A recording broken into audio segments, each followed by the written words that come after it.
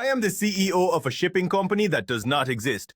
I spend 40 hours every week filing tax returns for ships that are not real. Interpol has put a flag on my passport. I owe more than $1 million in fees to foreign governments. And the reason I cannot stop is because I have answered every single email in my inbox for 1,400 days in a row. And breaking that streak scares me more than going to prison. This is what happens when you cannot tell the difference between being disciplined and destroying yourself. This is what happens when a harmless habit turns into something that controls your entire life. And this is what happens when the thing you built to feel in control becomes the thing that traps you. If you have ever kept doing something you knew was hurting you just because you could not stand to break the pattern, you already understand what I am about to tell you. It started because I wanted my inbox empty. That was the whole goal. I wanted to see that clean screen. With zero unread messages, I wanted to feel organized. I wanted to feel like I had my life together. So I made a rule: reply to everything, every single email. It did not matter if it was spam or a scam or some obvious fake message. I would type one polite sentence, hit send, and move it to the archive. My inbox would go back to zero. My brain would feel calm. I felt like I was better than everyone else who had hundreds of unread emails piling up. I kept the streak going for months.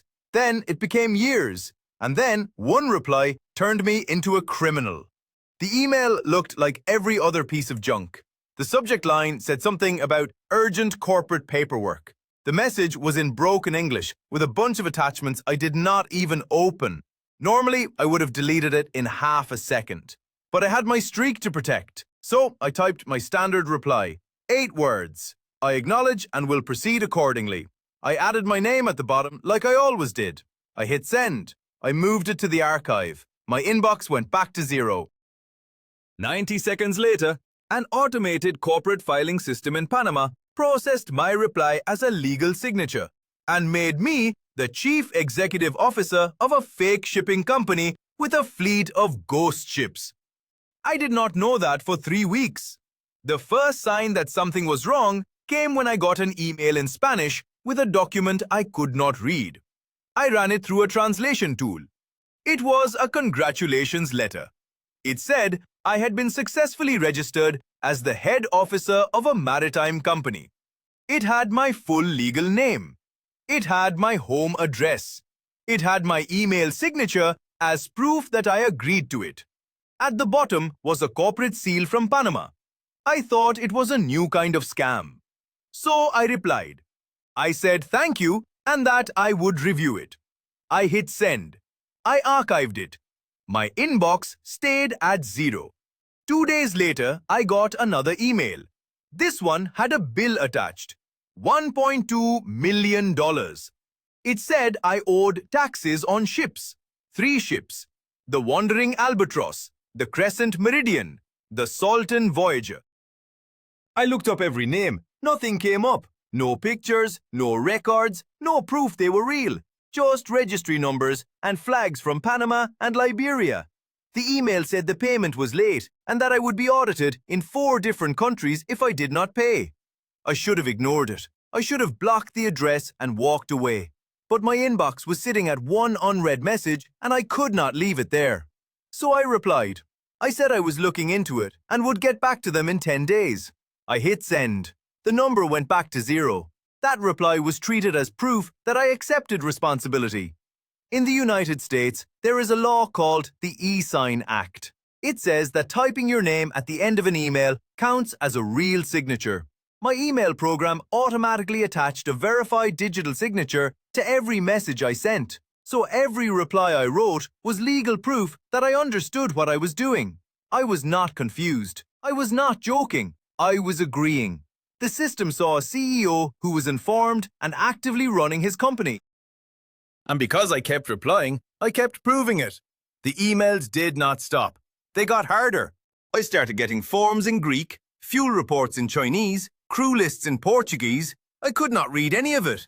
So I used translation software and replied with vague professional sentences. I would say I received the document and was working with my team. I would say I appreciated their patience and was committed to following the rules. Every reply kept my inbox at zero, and every reply pulled me deeper into a system I did not understand. Within 2 months, I was spending 4 hours a day answering emails about ships that do not exist. I was filing tax forms for workers who were never hired. I was submitting reports about cargo that was never loaded. I was writing to port authorities in countries I had never heard of. And I was doing all of it in 3 languages I do not speak, using tunes that barely worked, because my brain could not handle leaving a message unanswered. It became a second job. I would wake up at 5 in the morning and clear my inbox before my real workday started. I would answer everything during lunch. I would stay up until midnight filing forms in Spanish so I could wake up to 0 notifications. My friends stopped asking me to hang out. My family asked if I was okay. I told them I was busy with a project. I did not tell them I was the CEO of a fake shipping company and that I was terrified of letting a single email sit unread. On my 30th birthday, I spent 6 hours filing a fuel report for the Wandering Albatross. The ship does not exist. It has never been to a port. It has never burned any fuel. But the government in Panama required a fuel report every 3 months, and if I did not send it, the company would be investigated for fraud. So, I sat at my kitchen table with a spreadsheet and a translation app and made up fuel numbers for a ship that is not real while my birthday cake sat in the fridge. I finished the report at 11:58 at night. I sent it in. I checked my inbox. 0 unread messages. I went to bed. That was the moment I knew I could not stop. Not because I wanted to keep going, but because my brain would not let me. There is a thing in psychology called the Zeigarnik effect. It means that tasks you have not finished create pressure in your mind. That pressure does not go away until you close the task. For most people, it is just a small nudge. For me, it became a trap. Every unread email felt like a weight on my chest. My hands would shake. I could not think about anything else until I replied. The streak was not about motivation anymore. It was about survival. The company itself was designed to trap people like me. It was registered in Panama and Liberia.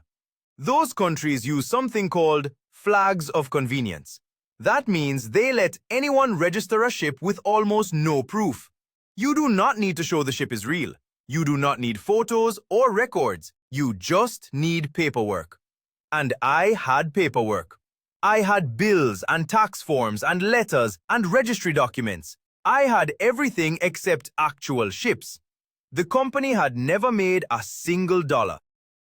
It had no income, no workers, no real assets. It was just paperwork, and that made it look extremely suspicious. Money laundering operations use fake companies with complicated tax paperwork and no visible income. They file documents in many countries to look legitimate, while they move money in secret. I was not moving any money. I was not laundering anything. But from the outside, I looked exactly like someone who was. I was filing papers in 6 languages. I was talking to international authorities. I was submitting tax forms for people who do not exist. I looked like someone running a criminal operation, and I could not explain that I was just trying to keep my inbox empty. The investigation started in Singapore. One of my fake ships, the Crescent Meridian, was supposed to dock at the port of Singapore. It never showed up. The port sent me a bill for the missed docking. I replied and said there was a scheduling mistake. They flagged my company. That flag triggered alerts in 3 other countries. Those alerts reached Interpol. 6 months later, there was a red notice on my passport. A red notice is not an arrest warrant. It is a flag that tells every country you are being investigated. It does not mean you get arrested the second you cross a border, but it does mean every officer will see your name light up in their system. It means you cannot travel without being questioned. It means you are stuck in your home country unless you want to risk being detained. I found out about the notice when I tried to renew my passport. The clerk looked at my file, looked at me, and told me I needed to talk to a federal agent before I could get any travel documents. I went home and checked my email. There was a message from a law office in Singapore. I replied in 2 minutes. I hired a lawyer. He read everything. The emails, the forms, the tax filings, the documents. He asked me why I kept replying. I told him about my streak. I told him I had not missed a single reply in 1,400 days. He stared at me for a long time. Then he said the only way to fix this was to stop. Stop replying. Stop filing forms. Let the company die. Let the inbox fill up. Walk away. I told him I could not do that. He said I had to. I said I physically could not. He said that was not a legal defense. The problem is something called the willful blindness doctrine. If you keep doing something illegal, even if you say you did not understand it, the court treats your continued actions as proof that you knew. I was filing tax returns for ships that do not exist. I was sending in crew lists for fake workers. I was writing to port authorities about vessels that are not real. I did all of that while ignoring every warning sign. The law does not care that I was doing it to protect my reply streak. The law sees someone who knew enough to keep the operation running and chose to keep going. My lawyer also told me about constructive notice. It means that if you get information about illegal activity and you reply to it, the court assumes you read it and understood it. Every time I replied to an email about the fake ships, I was legally saying I knew about the fraud. Every polite response was evidence. Every "I acknowledge and will proceed accordingly" was a confession. I built the case against myself, one reply at a time. I tried to stop. I would stare at my inbox and tell myself to let it go. Let the unread number climb. Let the emails pile up. Just stop. But I could not. My brain would not allow it. I would last maybe 6 hours before the anxiety became too much. I would open the inbox, see the number sitting there, and feel my entire body start to panic. I would reply to everything just to make the feeling stop, and then I would feel ashamed, and then I would do it again the next day. There is a term for this. Psychiatrists call it the Sisyphus condition. It is when someone does a punishing, repetitive task over and over just because the routine makes them feel in control. The task does not have to make sense. It does not have to help. It just has to be something you can finish. And as long as you can finish it, your brain will make you keep doing it no matter what. Logic does not matter. Safety does not matter. Consequences do not matter. The only thing that matters is closing the loop. I am more afraid of the number one on my inbox than I am of prison. That is not me exaggerating.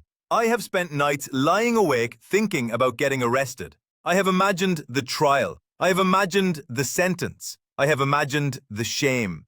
And none of it scares me as much as opening my phone and seeing one unread email. That fear is not logical. It is not reasonable, but it is real, and it is stronger than anything else in my life. The company headquarters is a post office box in Panama City. I have never been there. I have never seen it. I do not know if it is a real building or just a slot in a wall, but that box is the official address of a multi-million-dollar shipping company. Every legal letter goes there, every tax document, every compliance notice, every audit letter. And I reply to all of it from my apartment in my pajamas at 3 in the morning, because I cannot let the unread number go above 0. I have never spoken to a single person connected to this company. I do not know who created it. I do not know who benefits from it. I do not know if other people are involved, or if I am the only one keeping it alive. Every email I get is automated or from a government office. I have never gotten a phone call. I have never had a meeting. I am the CEO of a company that only talks to me through my inbox. And I cannot stop running it. The longest I have ever gone without replying to an email is 11 hours. That was during a flight. There was no Wi-Fi. I spent the whole time thinking about my inbox. I did not sleep. I did not eat. I just sat there imagining the unread number going up. When we landed, I turned on my phone before the plane stopped moving. I had 43 new messages. I replied to all of them in the airport before I picked up my bags. My hands were shaking. I felt like I had been holding my breath for half a day. Psychologists say the longer a streak lasts, the more your brain cares about keeping it alive over everything else. It is called streak loss aversion. The streak becomes part of who you are. Breaking it feels like losing a piece of yourself. I have replied to every email for 1,400 days in a row. That is almost 4 years. 4 years without missing once. 4 years of perfect control. If I stop now, all of that disappears. It does not matter that the streak is ruining my life. It does not matter that it is putting me in danger. The only thing that matters is that I have not missed a day, and I cannot be the person who breaks it. The scammers know I am valuable now. Spam operations use software to tag people who respond. Once you reply, you get moved to a special list. That list gets sold to other scammers. They send harder emails, more official-looking documents, more legal traps. And because I reply to everything, I keep proving I am worth targeting. My inbox has become a loop. The more I reply, the more I get. The more I get, the more I have to reply. There is no end. There is no finish line. There is just the number going back to zero, over and over, forever. I spend 40 hours a week on this now. That is a full-time job. I wake up, I clear my inbox, I file forms for ships that do not exist.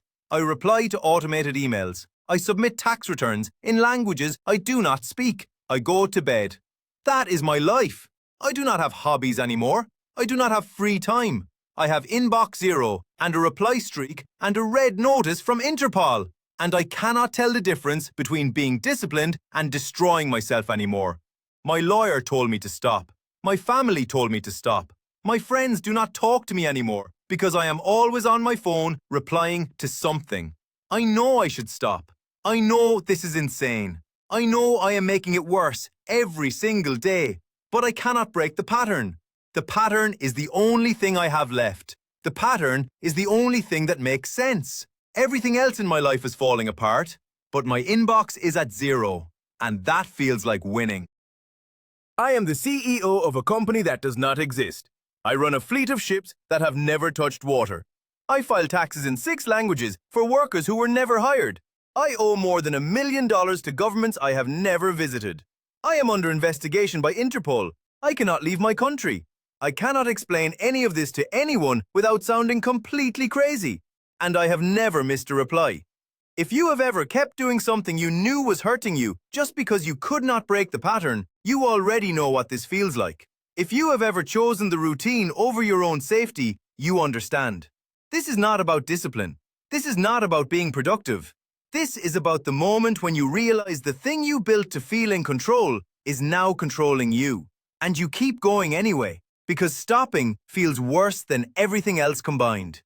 My inbox is at zero, my streak is alive, and I am 1 email away from prison, but I will reply to every single message that comes in. Because that is who I am now. That is the only thing I know how to be.